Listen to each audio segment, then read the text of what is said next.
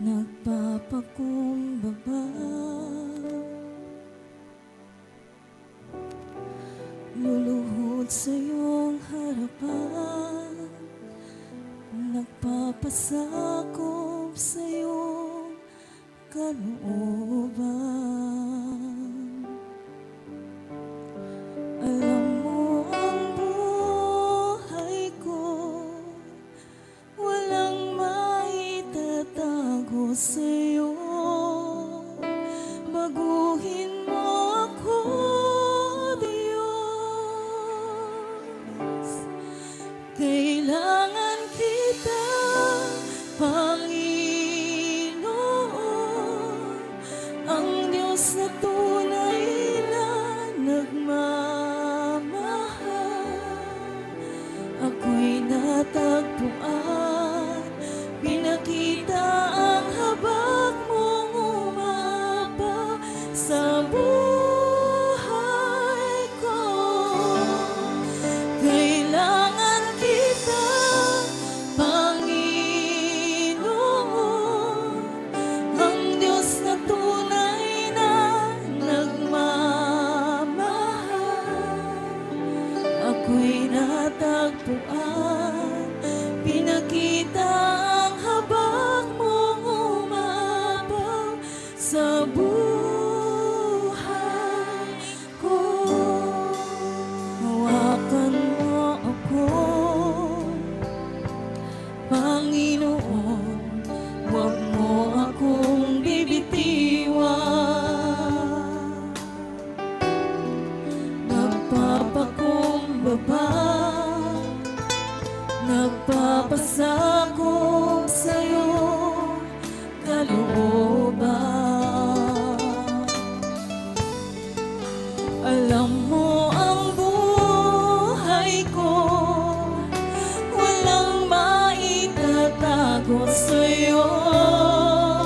Baguhin mo ako, Diyos.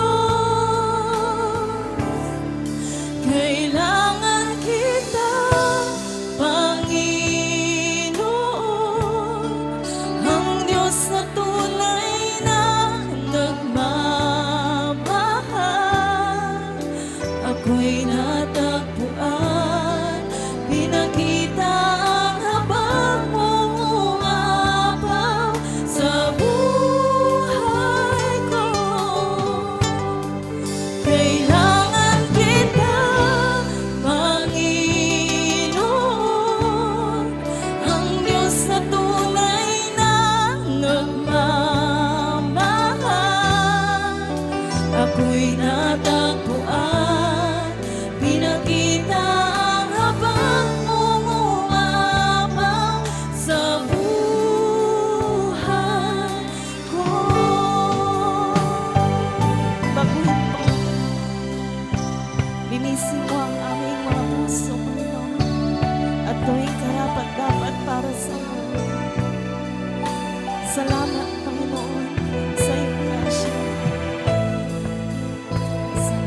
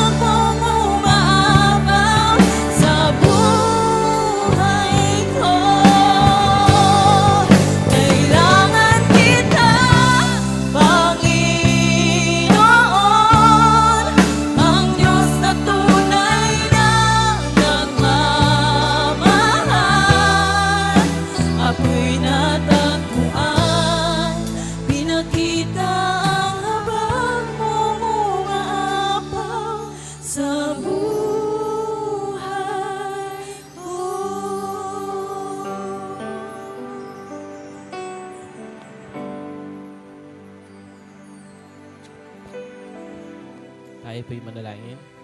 Panginoon, salamat po o Diyos sa araw na ito. Sa gagawin po namin sa araw na ito o Diyos. Dalangin namin na kayong siyang patuloy na sumama sa amin sa umagang ito o Diyos.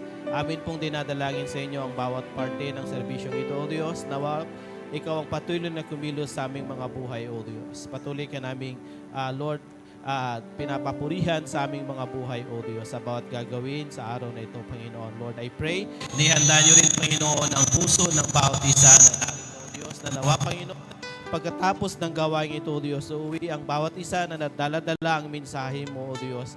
Dala-dala ang nais mong iparating sa buhay ng bawat isa sa amin, O Diyos. Salamat po, Ama, dahil alam po namin, Panginoon, anumang salita mo na lalabas sa umagang ito ay gagawin niya ang trabaho nito sa amin pong mga buhay, O Diyos. Lord God, salamat po, Diyos, sa bawat bunga, sa bawat resulta ng iyong salita na matatanggap po ng bawat isa sa amin, O Diyos. Salamat po, Ama, at hindi namin inahayaan ang kaaway na patuloy na manira ng aming mga kaisipan, manggulo sa aming mga kaisipan. Sa halip, O Diyos, Ikaw ang maluwalhati namin, Ikaw ang patuloy na pumasok sa aming puso, O Diyos. Salamat po, Ama, sa iyo ang papuri at pasasalamat sa pangalan ni Jesus. Amen. Amen. Manatili po tayong makatayo at makibukas po tayo sa Psalms 11, 1-6.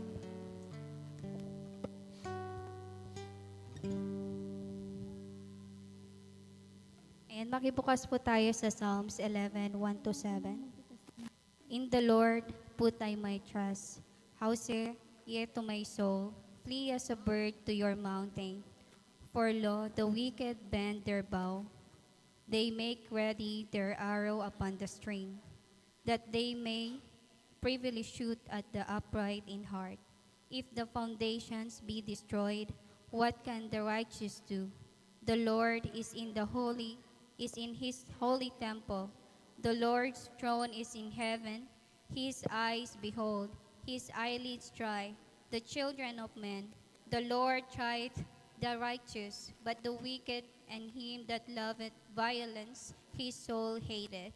Upon the wicked he shall rain snares, fire and brimstone, and an horrible tempest. This shall be the portion of their cup. For the righteous Lord loveth righteousness. His countenance doth behold the upright. Purihin po ang salita ng Diyos. Amen. Purihin po ang salita ng Panginoon. Mari na po tayong umupo. Tunay nga na God is good. And all the time. Sa pa po, God is good. And all the time. So it is time to share yung goodness ng ating Panginoon. Amen. Kasi alam ko na ang Diyos natin ay buhay. Amen po. May ginagawa ang Diyos sa bawat buhay po natin. Kaya naman po ngayon, tinatawagan ko po ang President po ng National Women of Blessing, si Sister Violi Paramancia. Hallelujah! Amen! Hallelujah! Magandang umaga po sa ating lahat. Happy Father's Day sa mga tatay. Alam ko po na napakabuti ang Panginoon. Amen! At itong araw na ito na pinagkaloob ng Diyos sa atin ay itataas natin siya sa kalagitnaan natin. At tinatawagan ko po ang mga National Women of Blessing. Ang narito ay ang ating Subsecretary, Sister Rica Castro from World Harvest Church, San Carlos. Okay, Sister Silima Kapwa from Ikan, Balala, Malasike. Okay, tinatawagan ko sila at sasabihin nila ang kabutihan ng Panginoon ihahayag sa umagang ito. Amen. Okay, sino po? Hallelujah. Good morning po sa ating lahat. Ako po si Sister Rica from San Carlos World Harvest Church under Pastor Ari Biblia Corta po. Una po, binabati ko po ang mga father, mga tatay, mga papa, daddy, tatang o dada. Happy Father's Day po. Ayan po, nagpapasalamat ako kay Lord dahil alam ko po na first time ko po nakarating dito po sa Santa Barbara, Sapang. Amen po. So, pinagpapasalamat ko po ang goodness ng Lord sa ginagawa sa World Harvest Church. sa ginagawa niya po sa cell group po namin sa Kawayang Kiling. Amen. So, nagmumultiply po, dumarami po. So, bali ang laman po ng church sa Word Harvest Church ngayon ay mga laman ng cell group po. Family po. So, glory to God dahil yung mga malalayo naaabot ni Lord. Amen po ba? So, wag po tayong, sabi nga dun sa Colossians 3:23 na ano man ang gawin natin ng buong puso para maglingkod sa Diyos at hindi lang sa tao. So, glory to God. Kanina po, every Sunday po may 7 o'clock po, nag-umpisa pa kami ng incubation po. 7 to 8:30 po. And then, 8:30 to 11:30 po yung service po doon. So, glory to God dahil talagang ugali po namin na maaga sa church. Talagang inaano mo yung excellent time. Amen po. So, glory to God at sa Diyos ang papuri.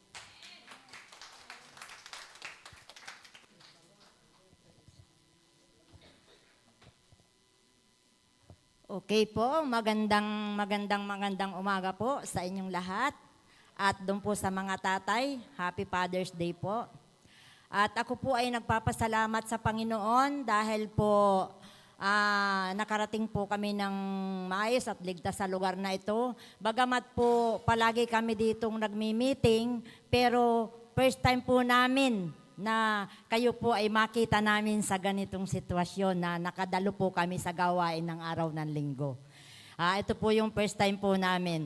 Nagpapasalamat po ako sa Panginoon dahil nasama po ako dito sa Women's of Blessing na kung saan dito po ako hinubog ng Panginoon upang magpatuloy, upang maging matatag, upang sundin po yung kalooban ng Panginoon. Kaya po, pinapasalamatan ko po ang Diyos dahil isa po ako na talagang nasama dito sa National Women's of Blessing na kung saan po talagang ipinakita niya sa akin kung paano po yung maging matatag, kung paano po yung magpatuloy po sa Panginoon. At ang naaralan ko po dito yung sa Galatians 5:22.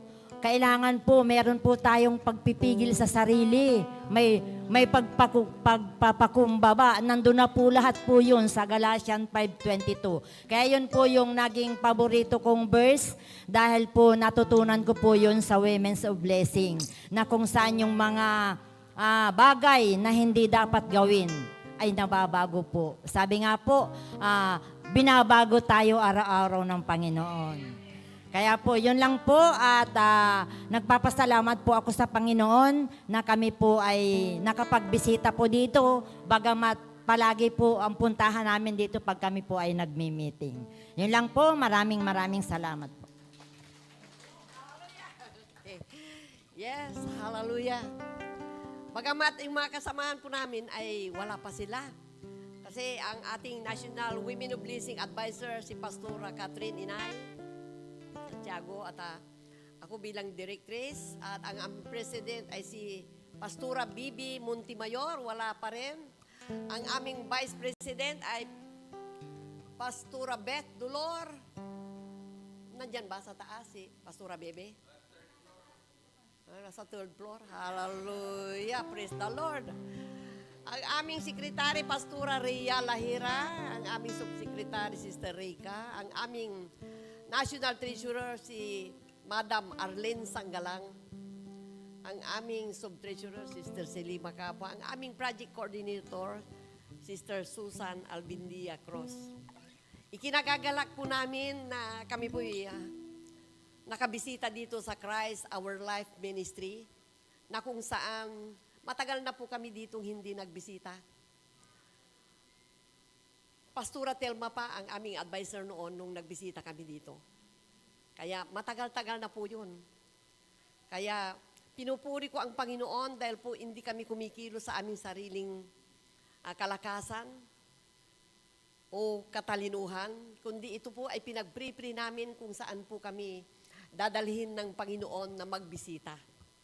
Pero isa kayo na binigay ng Lord sa amin na bibisitahin. At praise God, dahil po sa buhay ng ating General Overseer, Bishop Rolando Santiago, wala pa sila, ano po? Kaya pinupuri ko ang Panginoon dahil po masayang masaya po kami na nakita po namin kayo na malulusog.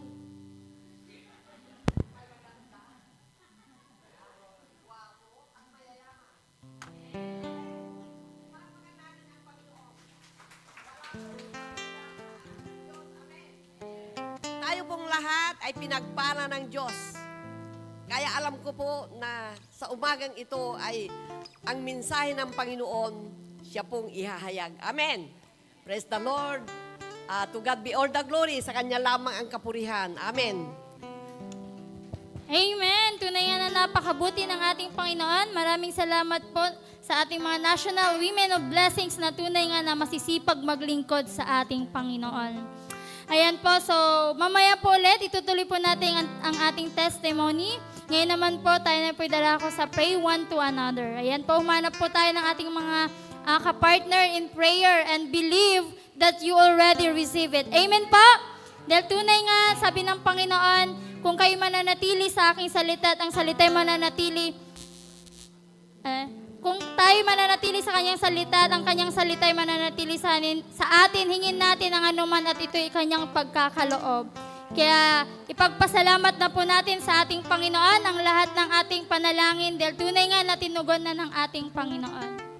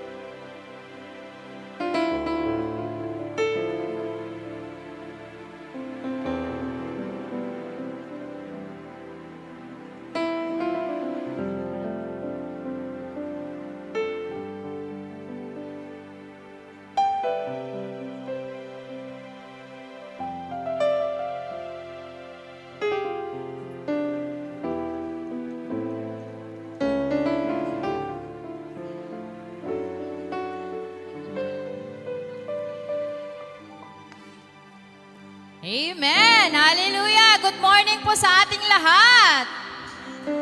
Ayan, amen. Nakaka-bless po kanina kasi, alam niyo po ang Woman of Blessing kaninang aga, si Pastor nasa from San Carlos. Diba?